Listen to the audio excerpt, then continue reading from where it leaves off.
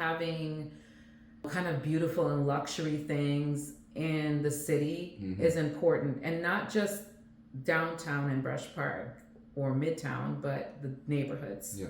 When I had the store open and it was like at its peak, you'd hear like the school kids walk by, and like one day I heard a little girl say, "I'm gonna buy everything she has in there when I get older." Nice. And it made me feel really good, because in some of these spaces it's not always nice, and we deserve to have beautiful things and luxury things, and to feel like we have a value in this city like everybody else does.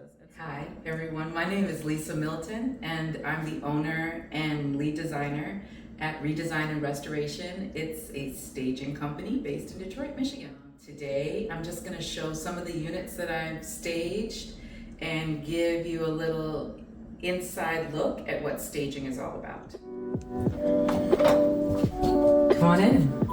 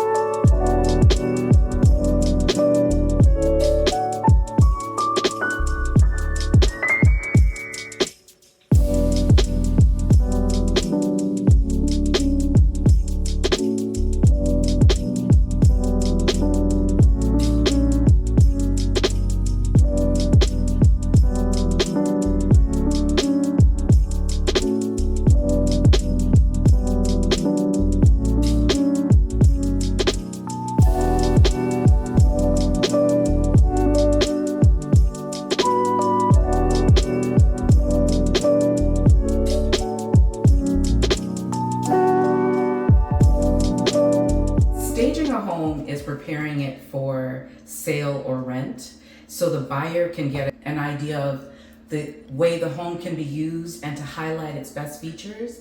And so for this one, we're at the Ribbon in East English Village. This one I staged recently. It's done by Flux City. And because Flux City is really focused on Detroit and revitalization of Detroit, I wanted to make sure there were some of the art that kind of highlighted the importance of Detroit. And so here I've just created these signs. They were very simple, and I think that's part of the beauty of staging, is that things don't have to be super expensive or something that you're going to keep forever, but it's something that makes that space, like just putting these pictures here highlights how much wall space there is, and in that way it highlights how much space there really is in this hallway. And so we wanted to create a little entry table, because when everyone comes in, they need a place to drop their keys. So here we can drop our mail and our keys, and then we've got a little stool over here just to say, if I'm putting my shoes on, I've got a little space. Absolutely. To put my shoes on. So this is a nice sized bedroom. This is a 2-bedroom apartment. I wanted to make sure that the colors were warm, but also they didn't overpower the space. And so we went with like these browns and grays. We picked up the color in the wall, the color in the floor. And I think that really helps to make the space flow a lot more, is when you keep it kind of neutral. But we still wanted to add a lot of pillows and art and make it very cozy and make it feel deliberate. When you're decorating a space, no matter how big or small it is, I feel like the same thing always happens in these spaces. I mean, this is somewhere you sleep and you want to feel comfortable and you want it to be beautiful. So, and we kept it neutral to make it kind of gender neutral. When I'm picking out furniture for spaces, I do take into account the demographic. Any space that I stage, we think about the person that's going to live there. So for this, I felt like this was a little bit of more of a younger type of a demographic. So I wanted to keep things a little bit modern, but still warm, because I think that's how people live. You don't just, and I think that's how we stage, is that we don't just bring in everything brand new or everything that matches, because I think that's not how people live. You accumulate things over time. And so I want the space to look like that also. I don't want it to look super manufactured. I want it to look neat and clean, but I also want to add in things that are maybe more current, but also things that you might think, oh, I remember having this in my home when I was growing up. So I think that's what keeps it like warm and friendly. So in the bathroom, we decided to keep it pretty simple. I think that's the point of staging, and where a lot of people, when they're trying to get their home ready for sale, they make the mistake of having too much. And so I think what we wanted to do in here was just like pick up the beautiful mirror that was already here by putting the black framed picture on the wall. We put a little bit of, with plants, I always find that whether they're real or they're fake, that having a plant in the room makes it feel like there's life in the room. And so adding those little touches is really important. And so we just kept it very simple and neutral again, just to really, we're highlighting the space, we're not highlighting the staging. And so when we come in here, we want people to feel like someone spent some time thinking about this, but then they're also looking at like the beautiful tile that they chose and the touches like the mirror and the lighting. So that's kind of the base of what we did here. So here we are in the kitchen. It's a very generous kitchen. And so lots of cabinetry in here. They go all the way to the ceiling, which is really nice. That feels to me very high end. And when I'm doing a kitchen, I like to make sure that I don't overcrowd it, because I want people to see how much counter space they have, which is super important, especially if you like to cook. And we're adding in, again, very neutral elements that are highlighting the space and not overpowering the space. Because we have those browns that we've kind of used throughout the space, I've also used it on some of the accessories on the counter. We've added some plants because, again, plants make things feel like there's life here. And I think when people come into a space, that's what they want to feel. It makes it feel warm and not cold or sterile. And so I think that's the importance of it. It's got a really nice kitchen island where I think probably 4 people can sit, but we put 3 here. Again, we kept it pretty simple with some plates, some little wood saucers, and a plant on the top. And it, again, I just feel like this really highlights this space, but it doesn't like take over. And we're moving into the living room, which is right beside the kitchen. So this is an open concept space. Again, even though this is not a extremely large space, what I put in this space is pretty much what I put in even when I'm doing larger homes, the space. You want a couple of chairs, you want your main sofa, coffee table, and like maybe a small console table or credenza. I never like to overcrowd the space, because I want people, if they already have existing furniture, to be able to imagine putting that piece there and that there's enough space for their furniture to fit in. And so every single corner doesn't have to have something, but I think the basics is really important. And again, we went with this kind of warm, neutral color palette, some leather pillows, which are, again, to me, kind of like a modern touch. This is a mid-century style sofa.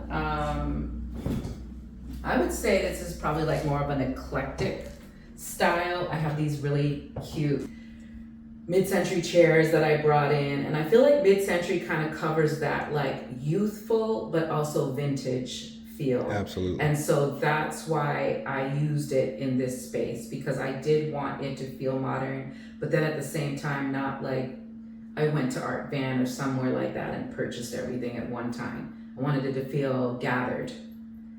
And then we have a couple pieces of art. I went with larger pieces of art instead of like a lot of art on the wall, because I wanted, again, for it not to feel like it was overdone, or I also don't want to put a lot of holes in the wall when I'm staging. Talk to me about that. So the holes that you put, you can't get around it, right? Right. But like you said, you kind of try your best at limiting Yes. that for us as landlords to have to avoid patching those up when it's all said and done. So, Absolutely.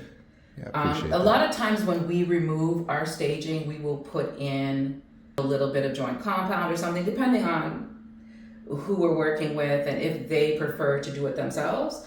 But I try to make pinholes and not big screw holes unless it's something super heavy. Because you want it to be secured. You don't want someone to come in here, sit down, and then a piece of art falls on them. Funny story. We had probably a 20-minute conversation without me recording. And so I finally realized that I should, check and see if we were recording, and we weren't. So in general, what inspired you to start ReDesign Restoration?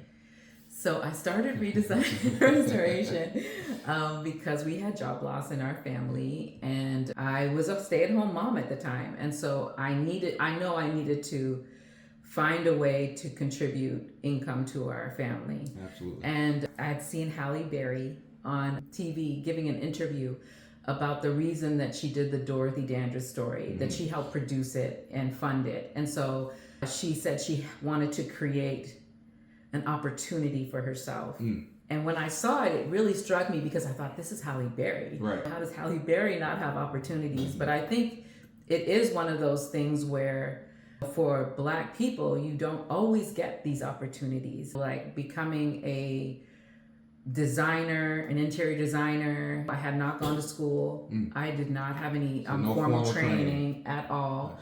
And so I wanted to create my own opportunity. And so I started off by painting furniture, and I learned to upholster for myself. And I would take vintage pieces of furniture, reupholster them, and sell them on Craigslist. Nice. And I had really started rolling with it to the point where I'd gotten a brick and mortar store. And I had in the city of Detroit? Right in our neighborhood. Nice. On Mack Avenue. And so I ended up having a couple of clients that were realtors. And because they liked the work so much, I guess they saw kind of like a vision of what they thought I could do. Absolutely. They asked me to come down and look at a space that at the time was one of the most expensive spaces for sale. It was a condo for sale on John R. Okay. What neighborhood? Brush Park. Okay. And I staged it, and it sold really quickly. Nice. And so once I started doing that, I was really hooked on staging because it was very profitable and quick. Yep. And I love doing decorating, which is really why I started my business, was more about decorating than it was about painting and upholstering. That just happened to be something I could do right away. Absolutely. So I started my business in 2009. So I want to say it was probably 2016, 17, somewhere in there that I started staging. Do you have an idea of how many units you've staged up until this point? I do not have an idea. You asked me that. I do not have an idea. And it's such an interesting business because things can go really quickly. Right. Like you can put staging in and it can sell within a week. Yeah. Or our usual time, our contract period is usually around 3 months, or it could sell within 3 months. Right. So talk to me a little bit about your restoration studio or hub that you have on Jefferson. So we had the smaller space on Mac, and then as my inventory grew, like I was buying things all the time and reupholstering and painting things, we needed a bigger space. So we moved on Jefferson. And during COVID, we closed, or right before COVID, we closed because I was staging a lot at that point. And I really had a vision this is kind of going to be weird, but I have a vision to sell furniture, also to do event rentals, which I haven't given up on, even though it's kind of difficult with everything else I'm doing, because I have a lot of vintage and antique furniture that I've reupholstered, and I kind of wanted to rent it out for events and stuff like that. And then the staging. And we also have 8 storage units for furniture. Yes. Wow. All right. We have 8 furniture units. Nice. And so we have a lot of furniture. Wow. And that's how I kind of am also able to offer my clients a good price for staging and not have to overcharge, because I'm not having to go out there and source pieces all the time. Right. I have the pieces, and sometimes I buy pieces and I reupholster them. And so because I have that skill from before, I'm able to create pieces, unique spaces, whatever, or if I just don't have enough at the time. Yeah. So sourcing your pieces, I'm going to assume that you don't buy everything brand new. I don't. Right. So like, talk to us from a high level of like, how do you piece together your inventory of furniture? So it really depends on the space, the demographics, the client, the house style. Like if I'm staging something in Indian Village is going to be different than if I'm staging something in Brush Park, right. because a lot of in Brush Park are more of the new builds. A lot of people coming in from out of town into Brush Park. And so I love vintage furniture, and I think it's always in style. Absolutely. I don't think vintage furniture goes out of style. I think the way it's covered or painted or refinished or whatever can change. Absolutely. But where do you find it? Everywhere. So I go to the Salvation Army, I'll go to estate sales, I'll do Facebook Marketplace. And so everywhere that someone's selling furniture, I'm Nice. So how would you describe your company's mission and its impact it's had on the city of Detroit thus far?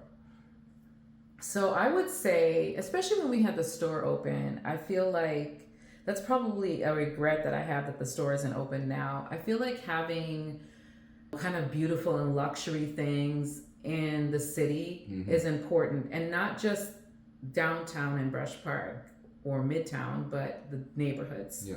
When I had the store open and it was like at its peak, you'd hear like the school kids walk by, and like one day I heard a little girl say, "I'm gonna buy everything she has in there when I get older." Nice.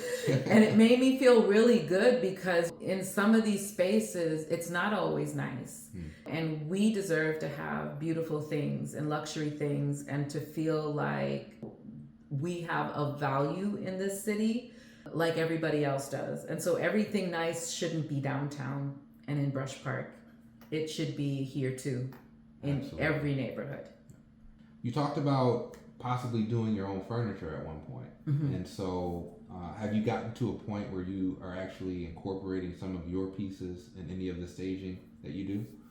Yes. So I upholster a lot of stuff. And so I definitely have pieces that I've recovered. The one that I did recently in Corktown, that one was a little different because it's a neighborhood association that funded this project with the Gilbert Foundation, the Gilbert Family Foundation. And so there was actually a meeting with some of the residents to pick out the themes for each of the houses. Yeah. And so it was more of not an art project, but it was a little bit more artsy and less by the book staging. And so I could bring in more of the pieces that are more like dressy, fun type of pieces. It's interesting. So you were indirectly or directly working with the community with regard to the design aesthetics of each unit, or was it something that they kind of came to you and said, we want this one to be this to be this, and then you just kind of, from that feedback, you were able to just do your thing? So I worked with Bucky Willis from Crane and Boom, and she really handled more of the neighborhood outreach. Okay. And we had a meeting, we sat down, and she had programming prepared so that we had the narratives or the themes picked out already, and each of the participants picked a different theme for the houses. And then based on the choices, I kind of designed around that. So I picked the different pieces that would go into these houses. So like we had a music theme. And so I had Tina Turner picture and a Diana Ross chair and things like that. So it was kind of fun. Nice. So I didn't even realize that ReDesign Restoration did the design work for the interior of this showcase that the Corktown Association has done with regard to modular facilities. And I'm wondering if we have an opportunity to, at the very least, go and check out a few of those units as well.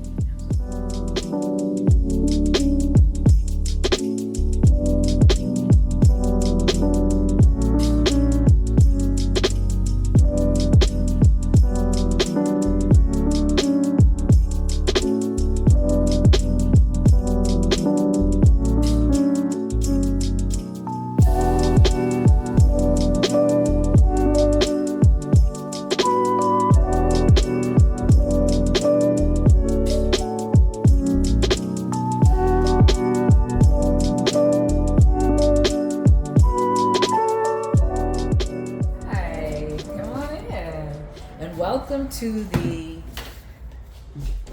gardener or the urban gardener enthusiast. This is the space that we designed for that theme for this particular home. So with this one, I wanted to make sure that we highlighted the most expensive part of the house, which is the kitchen.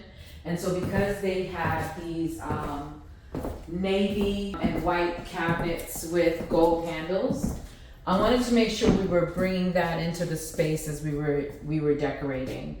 And so you'll see I have a lot of navy and white items or white items. And a lot of this stuff I already had. I did not purchase. This is our inventory.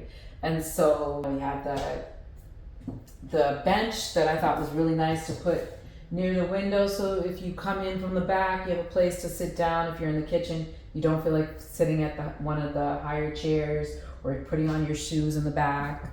This cute little dining table. This dining room is kind of like, I guess, a bonus because this space is narrow. It's narrow and long, but we still wanted to have a place, like I said about the ribbon, you still want to have a place where you can sit down and eat if you'd like to. Absolutely.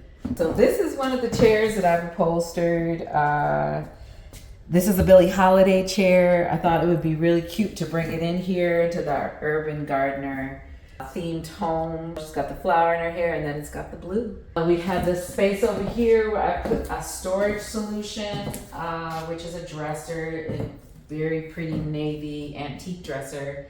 And then we just dressed it up with these blue and white vases and some beautiful art, a nice mirror. I feel like this space has a little bit of a feminine kind of appeal, and I based that off of like the lighting because I felt like the lighting was really soft and round and it had like the gold in it. And so I thought it was kind of be fun to just go with that. Mm-hmm. And sometimes people might want to make it feel a little bit more masculine because you have those feminine touches, but I wanted to really enhance that part of the house. And so we have this gorgeous navy leather Chesterfield. These chairs are chairs that I actually upholstered. Nice. Myself. They look brand new. In our antique, inventory. newish. Yeah. Antique and modern. Yeah. And then I had these blue cabinets. In our inventory, we'd actually gotten from another staging where the people didn't want the furniture, and so they gave us these cabinets. And these are things that I would probably sell. A lot of times people ask, can they buy the furniture? Some of it, yes. And these were things that I thought I would definitely sell this with the house. So.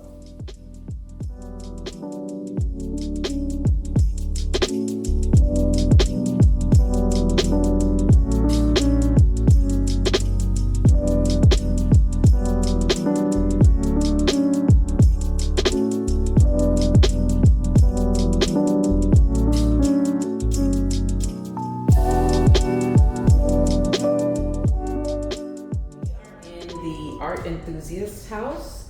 This was one of the themes that was chosen, and I was really happy because I love art, and I feel like that's like one of the greatest ways to express your individuality in your home. And so I wanted this to feel like somebody who really embraced just like different cultures and different styles, and there's not one type or specific type of art that's in here. And we went with a lot of color because it's big and bright, and they got these vaulted ceilings, just little touches.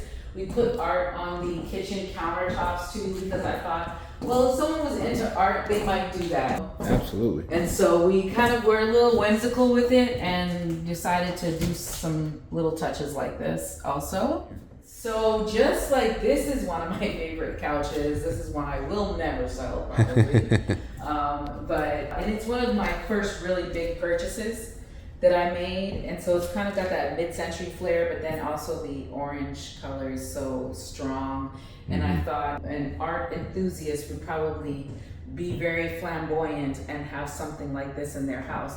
And so I do really, when I'm staging, create a narrative, kind of like a client, and it makes it easier for me to pick pieces for the space, because in my mind I say, okay, this person would do this and this and this, instead of just kind of doing a blank flat person. I think it's fun to kind of like have a narrative for a client in your mind. Absolutely. Where'd you get this hand from? I actually got this hand from At Home. Nice. Isn't that? Yeah, but it looks like in the space, it Absolutely. looks expensive. Yeah. And I picked this book up. This is actually a Detroit sculptor. I was looking for Detroit art, and I just happened to come across that, and obviously we couldn't afford his sculptures, but we could afford the book. And so it's kind of nice when you can place these little items in there as little, what do they call it, Easter eggs? Yeah. And then we have, these are from India Solomon with City Chairs. She actually made these chairs, and we had vendors for each of the houses contribute like something to the house, and she contributed these chairs as a loan for us to use in our art house. Nice. What about this painting here and this table and this entryway? So this is one of my pieces that I collected that I would like to use for my event rentals, and I just thought it would be like a very fun, flamboyant, again, piece where I feel like an artist is somebody that goes outside the box and isn't just going to have a plain and simple table there. And so having this like Baroque table, and then we did this abstract art, which I think this is also from At Home. Nice. So, or no, this one's from Marshall's. So we mix it all up. You know, I got this right here from the Salvation Army, and I just thought it was like a cool little piece. And then I think it's that mixing of like old and new, and things that makes things look like more expensive, more thoughtful, when you don't just buy something from all from At Home. Thanks so much for watching today. I really feel fortunate to share our business, ReDesign Restoration in Detroit, Michigan. We do staging and other things, and if you're looking for us, you can go to redesignandrestoration.com and reach out. Thanks so much.